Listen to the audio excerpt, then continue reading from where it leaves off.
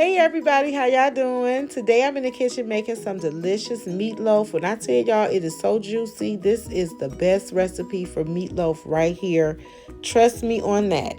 So this is what I normally do. I have 2¼ pounds of hamburger meat and I put my vegetables right over in there, bell peppers, some onions, and some celery. I always have more on hand just in case I need it. That's just me, y'all. I have a little extra just in case. But I'm stirring it all in to make sure all those vegetables are incorporated throughout all of the meat. I just want to make sure it is enough of the vegetables in here. I want to make sure that every slice has some vegetables present. I need to see them. If I don't see them, I'm just assuming it's just not enough. But I don't have too many. I have enough. So, of course, I got to season it well. Y'all, I like to season my food. So, I put in my seasoned salt, pepper, little garlic powder, and then I'm going to spread all that around, stir it all up, and then add in more seasoned salt and more pepper. No more garlic powder. I would just put in 2 cloves of garlic. They are minced really small. I put in a 1/2 cup of the breadcrumbs as well. Breadcrumbs is definitely needed, but don't put too many. In my opinion, 2 pounds of hamburger meat, 1/2 cup of breadcrumbs is plenty.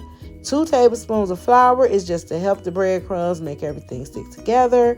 And at this point, it's getting thick and just hard to stir around, but I've got to get through it, you guys. And I think that is the key to why it's so juicy. It's not so bready.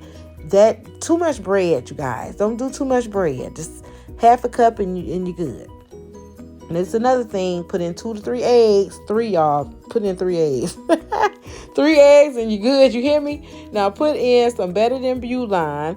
That is one thing that is it's thick, it's sticky. Don't let the look of it fool you. It is so delicious. Just mix it in well and put in 8 ounces of the tomato sauce. This is not enough. I'm just going to give it a good stir, but I'm going to put in more tomato sauce or some more ketchup. Just put in some ketchup, you guys. You want to use ketchup, 1/4 to 1/2 cup is good. If not, 4 more ounces of the tomato sauce. And just stir it up. That's it. Everything that's going in my meatloaf is in it now. And I'm just stirring it up to make sure everything is mixed well. But you can only do so much with the spoon. You got to put that spoon down, you guys. And you got to jump over in this pot. You got to mix this meat up well. I like to do it with my fingers so I can kind of feel in there, make sure all the meat is broke down. I don't want to slice in and I'm seeing a big piece of meat and all that. I want all of this to be really mixed well. So that's what you do. You're taking the meat from the bottom of the bowl. You're bringing it up to the top. You're just getting it all worked out. And while you're doing that, you could be turning that stove on 350 because it's almost time to bake it.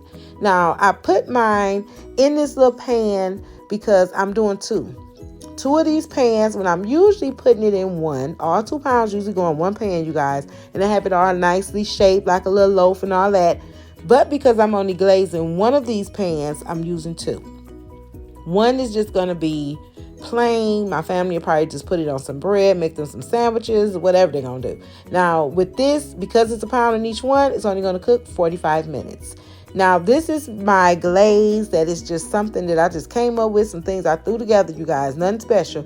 1/2 cup of ketchup, my favorite barbecue sauce, which is Sweet Baby Ray's, like 2 tablespoons of that. Put in a teaspoon each of Worcestershire sauce and that A1 hickory. Now, the hickory, you could probably put in 2 teaspoons of that because it is so delicious. 2 to 3 teaspoons of the red cooking wine, you guys. Oh my God, it's so good in this. And 1 tablespoon of the brown sugar. And you just mix that up and that's it. That is pretty much it for this little glaze. Everybody always talking about this glaze when I make it. And it's so simple, as you see. It's just the stuff that's in the kitchen. I don't put it together, but they do pair well together. So when your meat comes out of the stove, you want to clean your pan out and put your meat back in there. And I put a generous amount of my glaze on here and just spread it out. And that's about it. When it goes in the stove, it'll be in there 20 minutes uncovered. You don't have to cover it up.